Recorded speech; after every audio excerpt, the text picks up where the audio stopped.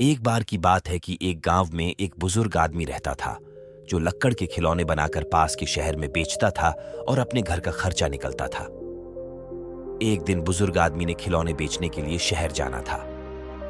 उसने एक थैली में सारे खिलौने डाल दिए। जैसे ही वह बुजुर्ग चलने लगा, उसे याद आया कि उसने शहर से सामान भी लेकर आना है। फिर वह पैसे उठाने के लिए घर के अंदर चला गया।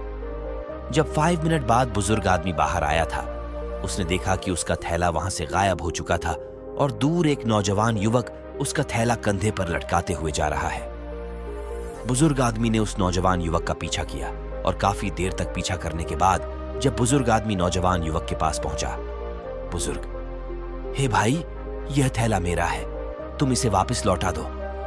नौजवान युवक, यह मेरा थैला है, मैं इसे घर से लेकर आया हूं। बुजुर्ग, तुमने अभी कुछ देर पहले मेरे घर के सामने से थैला उठाया है, मुझे वापस लौटा दो। नौजवान युवक, तुम पड़ गए हैं, ये मेरा थैला है, मैं इसे तुम्हें क्यों दूं? बुजुर्ग आदमी काफी देर तक नौजवान युवक की मिन्नतें निकलता रहा और उसे समझाने की कोशिश भी करता रहा, लेकिन युवक नहीं माना। फिर बुजुर्ग ने कहा कि यह मेरी रोजी रोटी है, मैंने बहुत मेहनत करके लकड़ी का सामान बनाया है, अगर तुम इसे ले जाओगे तो मेरा बहुत नुकसान हो जाएगा। लेकिन नौजवान युवक फिर भी नहीं माना और वह थैला लेकर वहां से चला गया। फिर बुजुर्ग आदमी परेशान होकर वहां से अपने घर लौट आया। फिर इस घटना के बारे में गौतम बुद्ध पता चला। वह उस समय जंगल के पास के खेत में बैठे थे। जब गौतम बुद्ध को पता चला कि उस नौजवान युवक ने बुजुर्ग आदमी का थैला चुराया है और बुजुर्ग को देने से भी मना कर रहा है, तब गौतम बुद्ध ने उस युवक नौजवान को अपने पास बुलाने के लिए अपने सहायकों को भेज दिया।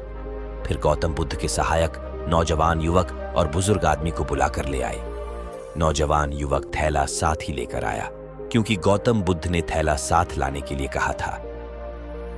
फिर गौतम बुद्ध ने पहले नौजवान युवक से बात करी और पूछा कि क्या यह थैला तुम्हारा है?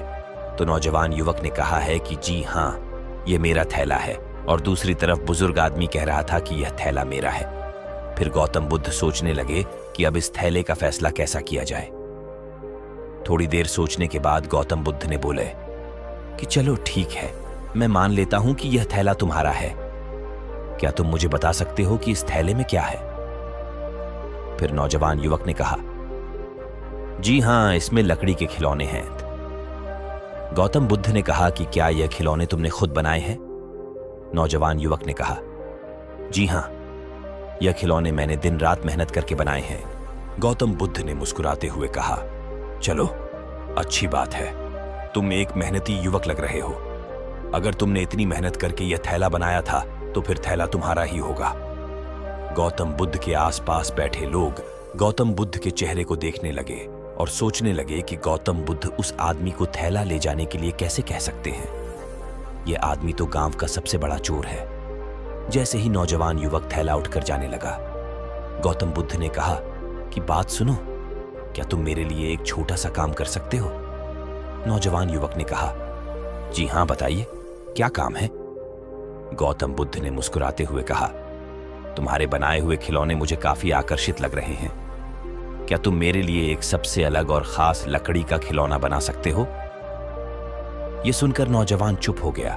तभी गौतम बुद्ध के सहायक ने लकड़ी के कुछ टुकड़े लाकर नौजवान युवक के पास रख दिया और खिलौने बनाने के लिए काफी देर तक युवक खिलौने बनाने की कोशिश करता रहा, लेकिन उससे खिलौना नहीं बन पाया।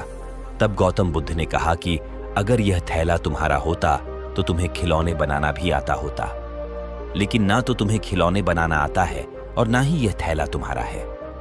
तुम झूठ बोल रहे थे और मुझे यह पहले से मालूम था।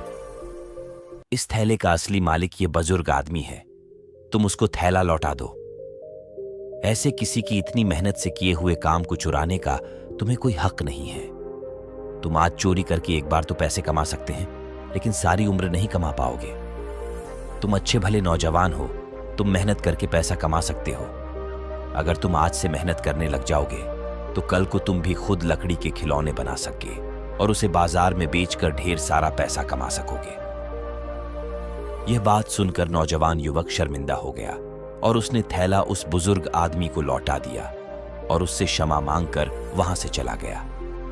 इस कहानी से हमें यह शिक्षा मिलती है कि चोरी करके पैसा एक बार कमाया जा सकता है, लेकिन अगर हम मेहनत करें तो हम भविष्य में अच्छा पैसा कमा सकते हैं।